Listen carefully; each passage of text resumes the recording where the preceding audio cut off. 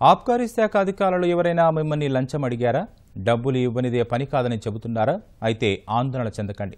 వెంటనే ఆబ్కారీ శాఖ కమిషనర్కు నేరుగా ఫోన్ చేయండి. మీ వివరాలేవి బయటకు రాకుండానే నిమిషాల్లో సమస్య పరిష్కారం అవుతుంది. లంచం అడిగిన సదరు అధికారిపై తగిన చర్యలు తీసుకుంటారు. రాష్ట్ర వ్యాప్తంగా సరికొత్తగా ఈ కార్యక్రమాన్ని చేపట్టిన ఆబ్కారీ శాఖ కమిషనర్ లక్ష్మీ నృసింహం అవినీతి అధికారుల వెన్నులో వణుకు పుట్టిస్తున్నారు. రాష్ట్రంలో ఆబ్కారీ కార్యాలయాలు మామూళ్లకు మారుపేరుగా గుర్తింపు పొందాయి.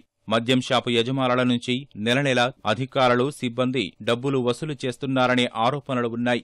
రాష్ట్ర వ్యాప్తంగా చాలా చోట్ల అవినీతి నిరోధక శాఖ దాడుల్లో అనేక మంది ఆబ్కారీ శాఖ సిబ్బంది, అధికారులు పట్టుబడటం ఆరోపణలను బలపరుస్తోంది. ఈ పరిస్థితిని సమూలంగా మార్చాలని ఆబ్కారీ శాఖను అవినీతి రహితంగా తీర్చిదిద్దేందుకు ప్రభుత్వం వినూత్న కార్యక్రమాలు చేపట్టింది. ఆబ్కారీ శాఖ కమిషనర్గా ఇటీవలే బాధ్యతలు చేపట్టిన లక్ష్మీ నృసింహం అవినీతి రూపుమాపేందుకు కొత్త కార్యక్రమాన్ని అమలు చేస్తున్నారు. ఆబ్కారీ శాఖ స్టేషన్లు, కార్యాలయాల్లో ఈ కార్యాలయం అవినీతి రహితం.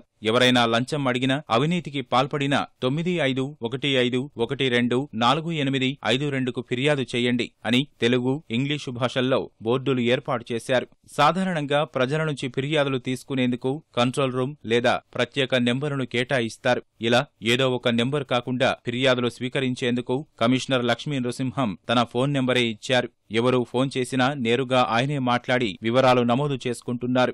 ఆరోపణలు వచ్చిన అధికారులపై విచారణకు ఆదేశిస్తున్నారు. నేరం రుజువైతే వెంటనే క్రమశిక్షణా చర్యలు తీసుకుంటున్నారు.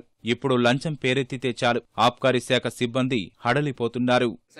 శాఖలో ఈ అవినీతి ఉండకూడదు, అవినీతి రహితంగా మొత్తం ప్రతి స్టేషన్లోనూ అదేవిధంగా ప్రతి కార్యాలయంలోనూ కూడా కార్యకలాపాలన్నీ కూడా జరగాలనేటువంటి ఉద్దేశంతో ఒక సర్క్యులర్ని జారీ చేయడం జరిగిందండి.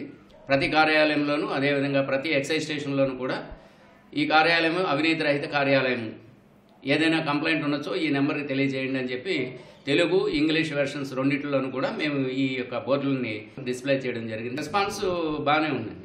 మేము కూడా ప్రతి ఉన్నటువంటి ఉద్యోగికి అందరికీ కూడా మన కమిషనర్ గారి ఇన్స్ట్రక్షన్స్ ఈ విధంగా ఉన్నాయి కాబట్టి దాని ప్రకారం నడుచుకోవాలని చెప్పడం జరిగింది. స్టేషన్ నిర్వహణ ఖర్చుల పేరిట కొందరు భారీగా వసూలు చేస్తూ అవినీతికి పాల్పడుతున్నారని ఆరోపణలు వస్తున్నాయి. వాటికి అడ్డుకట్ట వేసేందుకు ప్రతి నెల నిధులను స్టేషన్లకు చెల్లించేందుకు ప్రత్యేక కార్యాచరణ సిద్ధం చేశారు.